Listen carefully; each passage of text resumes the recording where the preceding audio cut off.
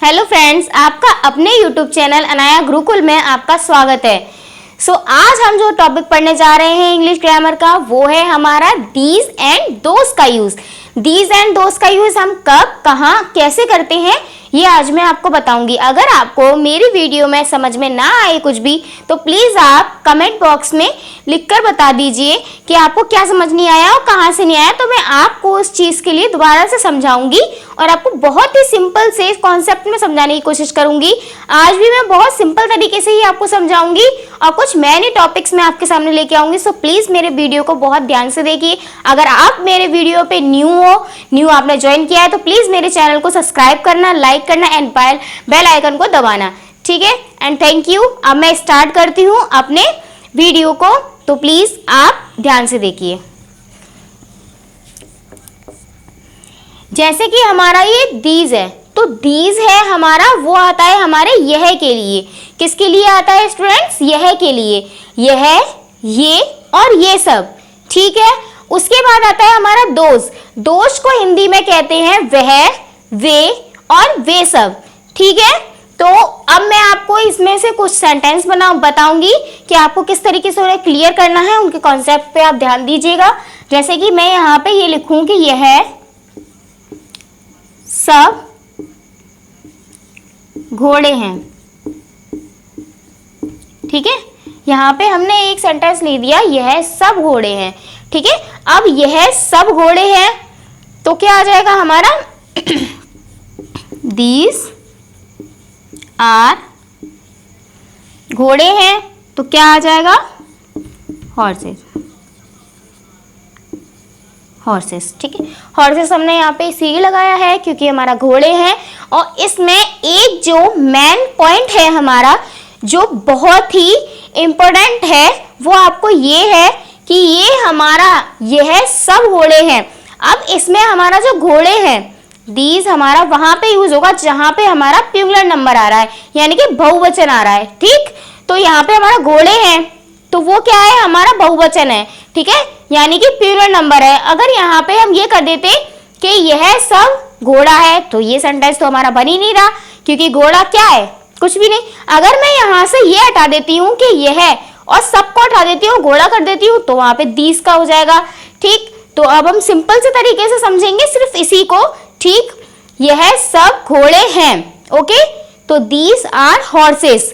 बस इसमें एक ही मेन पॉइंट है, वो है बहुवचन का, ठीक। और जैसे कि हमारा यहाँ पे घोड़े हैं या फिर कोई और आता है, तो प्लूरल में अगर आ रहा है तो हमारा दीज या दोस को यूज होगा, ओके। अब सेकेंड सेंटेंस में आपको लेती हूँ ये के लिए। तो जैसे हमने यहाँ पे ये भी लिख दिया कि ये सब घोड़े हैं, ठीक है। ये सब घोड़े हैं। अब मैंने यहाँ पे लिख दिया ये सब घोड़े हैं, तो इसका भी यही बनेगा, ऊपर वाला अलग नहीं बनेगा, क्योंकि इसका मतलब इन सब का एक ही है, वो है दीज, ठीक है। These are horses, okay student, that is clear. अब हम दूसरा सेंटेंस देखेंगे। ये सबके लिए हो गया, ये भी हो गया। अब क्या बचा हमारा? यह। क्या बचा? यह बचा। तो यह के लिए भी मैं आपको बता ही देती हूँ एक और। जैसे कि यह है, यह कल में है, ठीक है। यह कल में है। अब इसमें क्या है? यह कल में है। यहाँ पे भी हमारा सीधा ही कॉन्सेप्ट लगेगा, ठीक है। यही चीज आएगी सेम। These are pens. बस इसमें कुछ नहीं देखना है स्टूडेंट, कुछ भी नहीं है, सीधा सीधा कॉन्सेप्ट है। ओनली बहुवचन के लिए, यानी कि प्लूरल सब्जेक्ट के लिए, ठीक है। प्लूरल नंबर के लिए हमने देखना है, कुछ भी चीज़ हो, हमें सिर्फ इतना देखना है कि इसमें बहुवचन आ रहा है या नहीं आ रहा है। क्योंकि हमारा, आपने पिछली वीडियो में देखा होगा कि दीज एंड दोज सिर्फ हमारे किसके लिए आए हैं? सिंगुलर नंबर के लिए। और हमारा दीज एंड दोज यूज होता है प्लूरल नंबर के लिए, ठीक है। यानी कि दिस एंड दैट होता है हमारा एक वचन के लिए, और दीज एंड दोज होता है बहुवचन के लिए। आपने पिछली वीडियो में मेरे में देखा था यूज दिस एंड दैट के लिए, तो वहाँ पे मैंने आपको समझाया था कि वहाँ पे सिर्फ एक वचन का यूज़ होगा। यहाँ पे हम दीज एंड दोज पढ़ रहे हैं तो यहाँ पे हमारा किसका यूज़ होगा, बहुवचन का। तो उसी हिसाब से हम सारे सेंटेंस को क्लियर करेंगे। बस आपको बिल्कुल सीधे सिंपल तरीके से मैं समझा दिया है, ठीक है। अब उसी तरीके से हम दोस्त का यूज़ ले लेते हैं, ठीक है। दोस्त को किस तरीके से करते हैं, जैसे कि कोई सेंटेंस एक ही होता है, सिंगल ही होता है, उसमें है नहीं लगा होता कि है, कल में है, राहुल है, ये सब है, तो उसमें है नहीं लगा होता। तो उसको किस तरीके से बनाएंगे वो मैं आपको बताती हूँ। जैसे मैंने लिखा है यहाँ पे,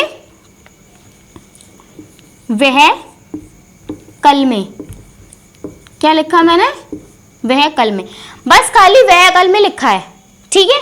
अब वहां पे है नहीं है, ओके, वहां पे है नहीं है, तो क्या आ जाएगा हमारा यहाँ पे, वह के लिए हम क्या यूज कर रहे थे, अब यहाँ पे दोज यूज कर रहे थे। क्या यूज कर रहे थे, वह के लिए दोज यूज कर रहे थे, तो दोज पेन। अब यहाँ पे हमने आर यूज इसलिए नहीं किया है क्योंकि इसमें है नहीं है, ओके, क्योंकि उसका पूरा सेंटेंस बन ही नहीं रहा है, वह कल में। अगर मैं यहाँ पे ये कर देती वह कल में है तो दोज आर पेन्स हो जाता, क्या हो जाता, दोज आर पेन्स, ओके।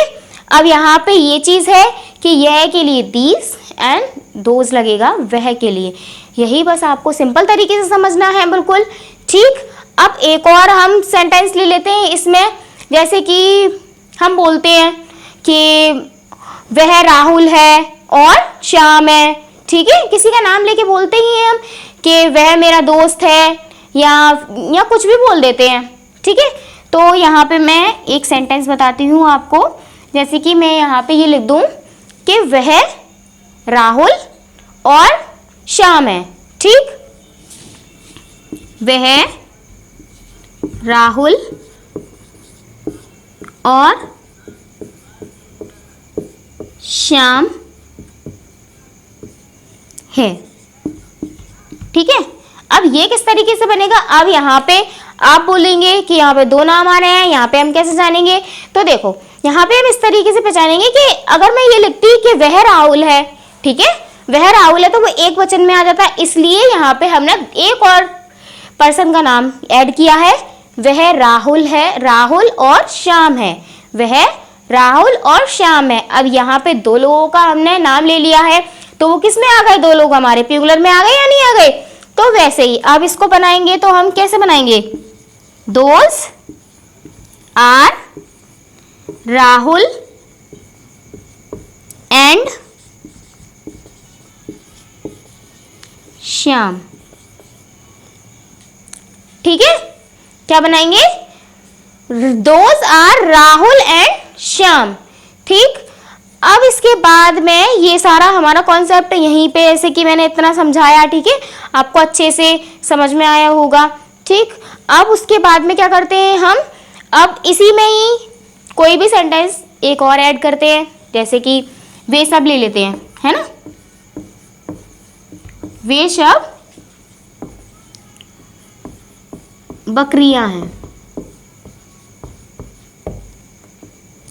वे सब बकरियां हैं, क्या आया, वे सब बकरियां हैं, तो यहाँ पे भी यही आ जाएगा, दोज आर गॉड्स,